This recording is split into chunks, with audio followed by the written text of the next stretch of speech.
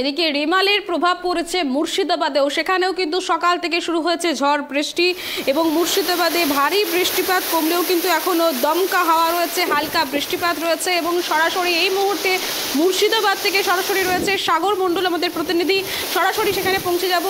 সাগর, যেমনটা খবর মুর্শিদাবাদেও কিন্তু ঝোড়ো হাওয়া এবং বৃষ্টিপাত শুরু হয়েছে, এই মুহূর্তে কি পরিস্থিতি, বৃষ্টিপাত কতটা জোরালো হয়েছে মুর্শিদাবাদে?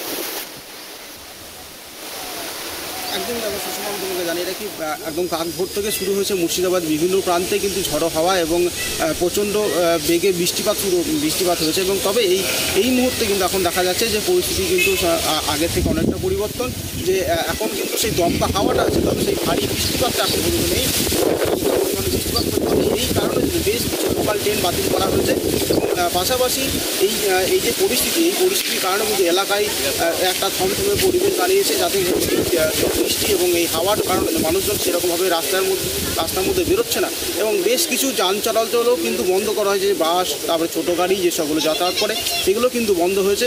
তার ফলে কিন্তু একটা বিপাকে পড়ছে যাত্রীরা। সুষমা, সাগর, যেমনটা তুমি বললে যে বৃষ্টিপাত এখন এই মুহূর্তে হচ্ছে না, কিন্তু ঝোড়ো হাওয়া রয়েছে, তো কি মনে হতে পারে যে এই ফলে কি জনজীবন কতটা স্বাভাবিক রয়েছে এবং বিদ্যুৎ পরিষেবা কতটা সচল রয়েছে মুর্শিদাবাদে?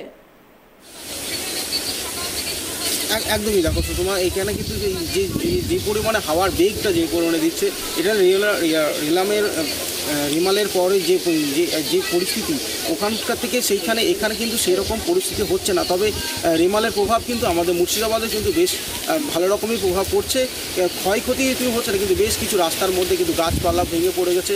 এবং তার ফলে কিন্তু এখানকার যে প্রশাসন, সেই প্রশাসনও কিন্তু ভালোভাবে নজর রাখছে এবং সেই গাছগুলোকে সরিয়ে যাতে আবার সুস্থভাবে যান চলাচল স্বাভাবিক হয়, সেই ব্যবস্থাও কিন্তু করছে এখানকার যে প্রশাসন। এবং এখানকার যে পুলিশ, সেই পুলিশও কিন্তু এই তৎপরতা করছে, এবং যার ফলে যাত্রীদের কোনো সমস্যায় পড়তে না হয়। এই রেমালের ফলে কিন্তু বিপাকে পড়ছে প্রচুর যাত্রী সহ এবং এলাকার মানুষ। এবং সেই সঙ্গে সঙ্গে ব্যবসার পক্ষে কিন্তু একটা বেশ ভালো রকম একটা ক্ষতিগ্রস্ত হচ্ছে ব্যবসাদাররা, কারণ এই বৃষ্টির মধ্যে এই যে দমকা হাওয়া, সেই দমকা হাওয়ার মধ্যে কিন্তু অনেক যারা নিত্য জিনিসপত্র যারা কেনাকাটা করে, তারা কিন্তু এই বৃষ্টির মধ্যে থেকে, এই ঝড়ো হাওয়ার মধ্যে কিন্তু বেরোতে পারছে না।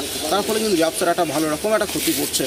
সুষমা, ধন্যবাদ সাগর। আপনারা দেখলেন মুর্শিদাবাদের ছবি, সেখানেও কিন্তু বৃষ্টিপাত না হলেও ঝড়ের আবহাওয়া কিন্তু রয়েছে এবং ঝড়ের দাপটে কিন্তু ব্যাহত হয়েছে জনজীবন, এবং যার পাশাপাশি কিন্তু যান চলাচল কিন্তু ব্যাহত রয়েছে এবং সাধারণ মানুষ কিন্তু এর ফলে বিপাকে পড়েছেন।